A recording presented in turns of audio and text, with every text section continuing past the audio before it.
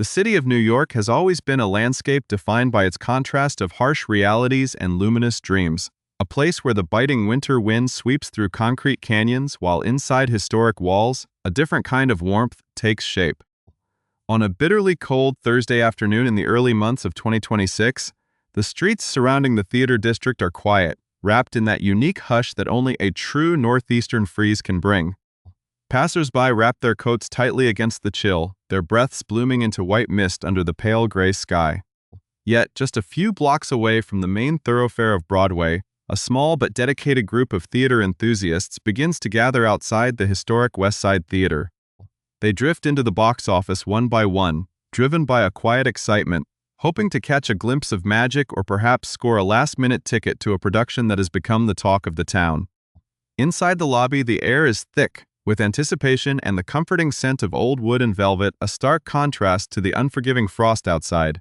It is here in this intimate sanctuary of performing arts that an artist who has captured the hearts of millions is quietly preparing to redefine his entire creative journey. If you want to stay updated on exclusive journeys like this and dive deep into the lives of your favorite artists, make sure to hit that subscribe button and turn on notifications so you never miss an episode.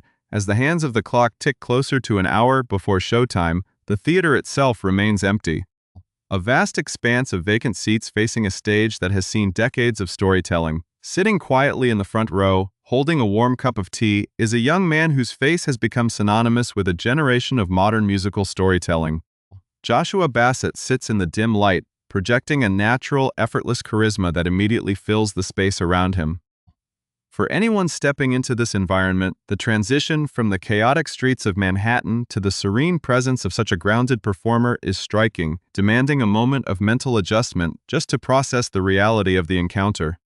He offers a genuine, warm greeting, instantly dissolving the invisible barrier that often exists between a global star and the public.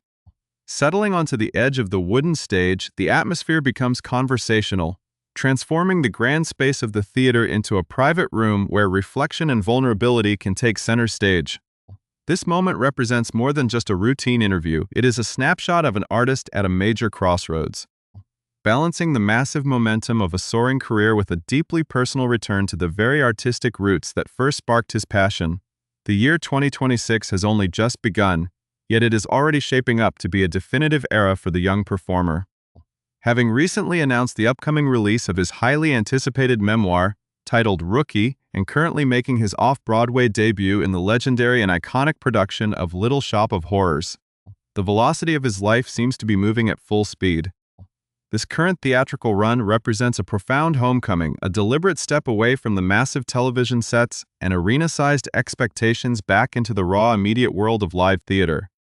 For a performer who spent his formative years navigating the unique challenges of growing up under a different kind of educational structure, the stage was always a place of discovery. He candidly shares that his childhood was largely unconventional, characterized by being homeschooled or, as he jokingly refers to it, being practically unschooled. A lifestyle that allowed him the unstructured freedom to fully immerse himself in his own creative impulses.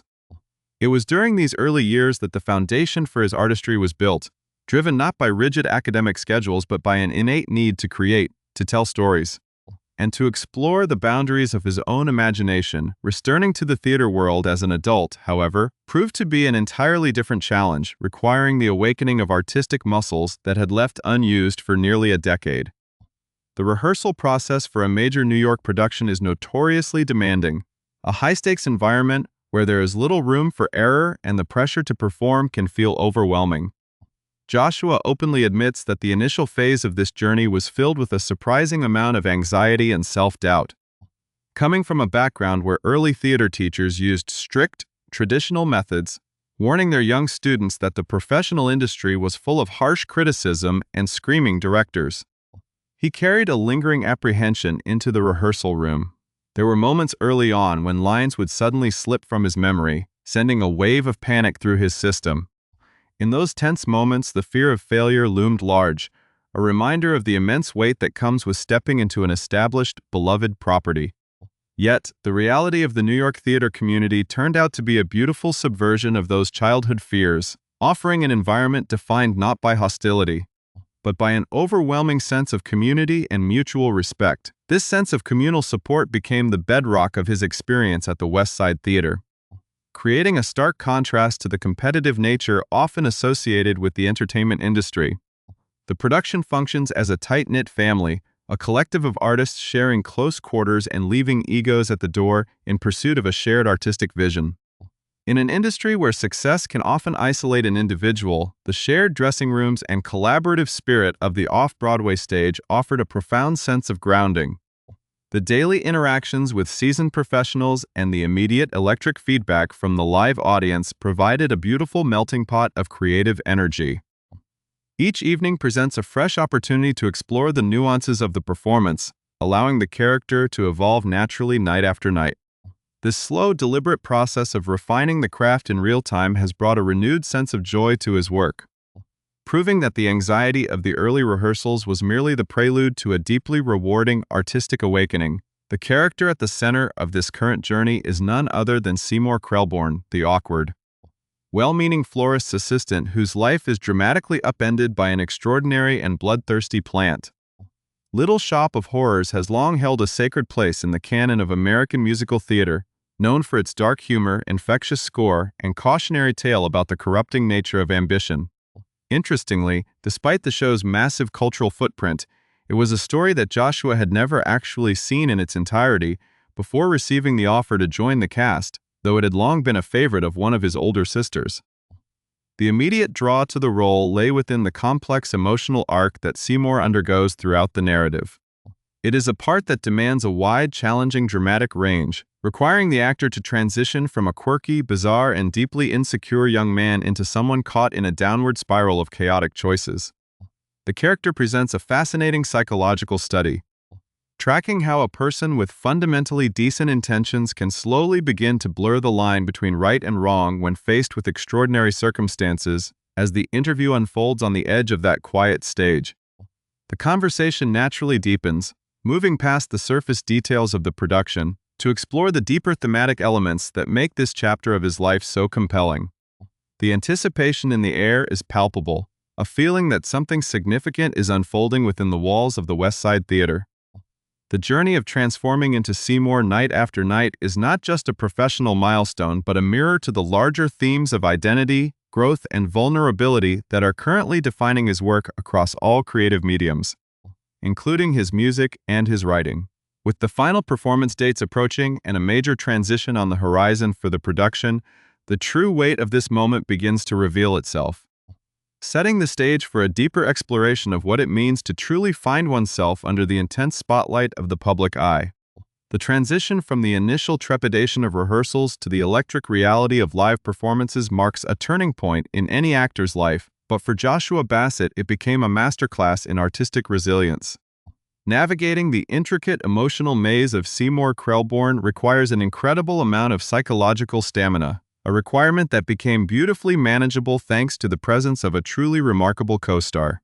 Stepping into an established production can often feel like trying to catch a moving train, a sensation that was amplified by the limited rehearsal time Joshua shared with the exceptionally talented Joy Woods. While Joshua was grappling with the heavy armor of self-doubt and feeling completely out of his native element during those initial weeks, Joy stepped into the creative space with an radiant, effortless confidence that shifted the entire dynamic of the room. Her presence was a catalyst for change, bringing a sense of lightness and infectious joy that reminded everyone that theater, at its core, is a celebratory act of human connection.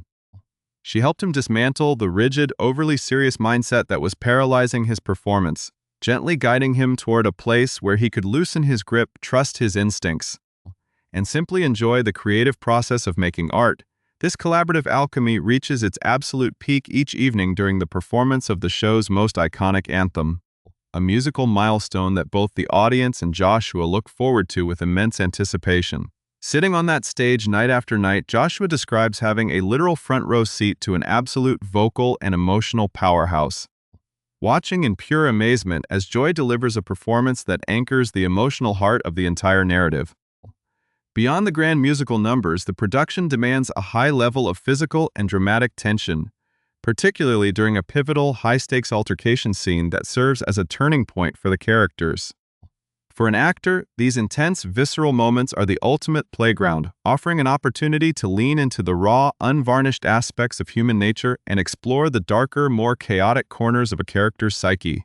It is within these complex scenes that the true depth of the performance is forged, transforming a classic musical into a gripping, living piece of theater that challenges both the performers and the audience to look closely at the choices that define a human life. While the theater community has provided a profound sense of artistic reinvention throughout the early months of 2026, it is impossible to fully understand Joshua's current creative evolution without looking back at the monumental musical foundations laid in his recent past. A year and a half has passed since the release of his deeply reflective debut studio album, The Golden Years, a milestone that hit the cultural landscape in July of 2024 and continues to resonate deeply with listeners around the world. The realization of how quickly time has moved since that release brings a sense of wonder, highlighting the rapid pace at which his life and artistry have shifted. Looking back at that body of work, Joshua expresses a profound sense of pride in the specific tracks that pushed the boundaries of his own vulnerability, notably the deeply moving song titled Mirror. This particular piece tackles a highly nuanced universal human experience, the sudden, unsettling realization of growing up, looking into a mirror, and struggling to recognize the person staring back at you. It is a song that captures the bittersweet essence of maturation, a theme that has become a hallmark of his songwriting philosophy, and a mirror to his own personal journey through the dizzying heights of fame. The true impact of this music, however, extends far beyond the walls of the recording studio or the metrics of streaming platforms, finding its most meaningful expression in the physical world through the lives of his dedicated listeners. For a songwriter, there is perhaps no greater honor or more humbling experience than witness fans permanently etch your words onto their skin, turning lyrics like "Look how far you've come" into personal mantras of survival, hope, and self-compassion. Another deeply cherished track from that debut era is Biting My Tongue, a personal favorite of Joshua's that explores the painful, restrained reality of unexpressed emotions and hidden truths. His songwriting style is deliberately layered with intricate lyrical connections, creating an immersive experience for his most attentive listeners by referencing older song titles and embedding hidden meanings throughout his tracks. A beautiful example of this technique is found in the way the line, "I'm begging you to set me free," weaves its way through his work, or how the evocative imagery of a cherry tree creates a bridge across different musical pieces, offering fans a treasure hunt of emotional connectivity that enriches the listening experience following the immense creative output of his debut album. The year 2025 brought forth another stellar addition to his musical catalog with the release of a stunningly beautiful and atmospheric song titled Blue. The genesis of this track offers a fascinating glimpse into the unpredictable, almost accidental nature of true creative inspiration. Originating from a casual conversation with a close friend about the intoxicating nature of an unexpected romantic spark, there is a unique magic found in those specific crushes that you never see coming, the ones that catch you completely off guard and disrupt the orderly rhythm of your daily life. Inspired by this feeling, Joshua picked up an acoustic guitar, turned on his voice memo app, and allowed the lyrics to pour out of him in a completely unfiltered stream of consciousness without overthinking a single syllable. The recording sat forgotten in his phone for months, until a flight to Nashville reminded him that he needed a creative starting point for an upcoming studio session, prompting him to dig through his old voice memos and rediscover that raw, formatting spark. The subsequent day spent in the recording studio with the incredibly instinctive producer Nate Miles turned into what Joshua describes as one of the most magical and effortless days of his entire professional career. The emotional and musical arrangement poured out of them with an unstoppable momentum, capturing an authentic energy so pure that the final version heard by the world is essentially that very first-day demo. This process highlights a significant shift in his approach to making music, moving away from over-polished perfectionism and embracing the beauty of raw, spontaneous expression that honors the original emotional impulse. While he is constantly writing, generating new ideas, and feeling as though he has truly struck gold in terms of discovering his authentic sound, his current focus has deliberately shifted to a completely different creative frontier. The music continues to brew in the background, a steady current of creative evolution, but the immediate horizon is dominated by a project that represents his most terrifyingly vulnerable undertaking to date, the publication of his raw, revealing memoir. The anticipation surrounding the release of his highly personal memoir, Rookie, scheduled to hit bookshelves everywhere on May 5th, highlights a profound moment of reckoning for Joshua Bassett as he strips away the polished veneer of celebrity.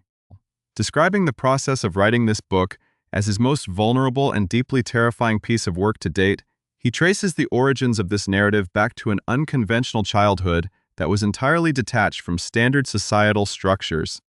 Growing up practically unschooled allowed his young mind to wander freely through creative landscapes, teaching himself to play the guitar at 14 during a period of being grounded, and subsequently mastering the piano and ukulele through sheer curiosity and determination.